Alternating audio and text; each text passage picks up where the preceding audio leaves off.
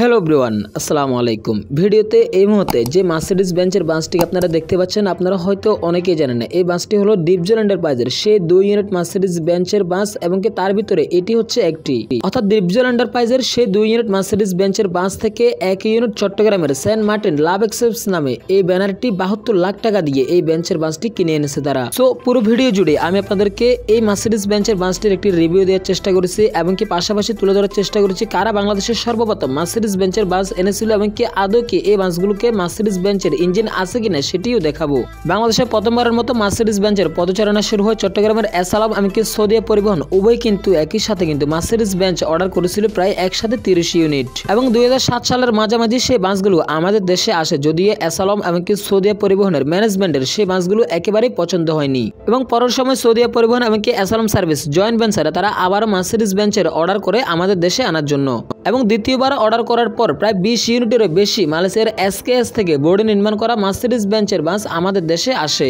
তো যদিও সৌদিয়া পরিবহন এমনকি এসালাম সার্ভিস প্রথমবার যে বাসগুলো অর্ডার করেছিল সেই বাসগুলোর আগে কিন্তু দ্বিতীয় লটের বাসগুলো কিন্তু সৌদিয়ার বহরে যুক্ত হয়ে যায় এমনকি বাংলাদেশের সর্বপ্রথম সৌদিয়ার বহরে দেখা যায় মার্সিডিজ বেঞ্চের বাসগুলো এমনকি প্রথম লটে সৌদিয়া পরিবহন যে বাসগুলো এনে বাদ দিয়েছিল যেহেতু তাদের পছন্দ হয় না, সেই মার্সিডিজ বেঞ্চের বাসগুলো পরবর্তীতে এসপি গোল্ডেন লাইন ট্রিয়ার ট্রাভেলস এমনকি বাগদাদের বহরে সেই মার্সিডিজ বেঞ্চের বাসগুলো যুক্ত হয় এবং পরবর্তীতে 2007 সালের শেষের দিক থেকে দেখা যায় এসপি গোল্ডেন লাইন ট্রিয়ার ট্রাভেলস এমনকি বাগদাদ সৌদিয়া এসালাম মার্সিডিজ বেঞ্চের সবগুলো বাসই কিন্তু ব্যাপক পরিমাণে কিন্তু ভালোই সার্ভিস দিচ্ছিল এবং সেই সময়ে মার্সিডিজ বেঞ্চের এই বাসগুলো মাত্র 3 বছর আমাদের দেশে সার্ভিস দেওয়ার পরে কিন্তু এই বাসগুলোর বিভিন্ন সমস্যা দেখা দিতে শুরু করে। ফলে যেহেতু সেই সময় আমাদের দেশের অটোমোবাইলস এতটাও উন্নত হতে পারে নাই যে তারা বাইরের দেশের বাস অনায়াসে দ্বারা সার্ভিস দিতে পারবে, ফলে বাস মালিকরা বুঝে যায় যে এই বাসগুলো তাদের ব্যবসায়ী লালবাতি জ্বালিয়ে দিবে। তবে এখন প্রশ্ন হচ্ছে কেন মার্সিডিজ বেঞ্চের এই বাসগুলো আমাদের দেশে সুবিধা করতে পারেনি, কিংবা Scania, Hyundai, man, হিনু, Ashok Leyland, tata সবগুলো যদিও সুবিধা করে নিয়েছিল তবে এই একটা জিনিসই আমাদের দেশে তেমন একটা সুবিধা করতে পারে নাই।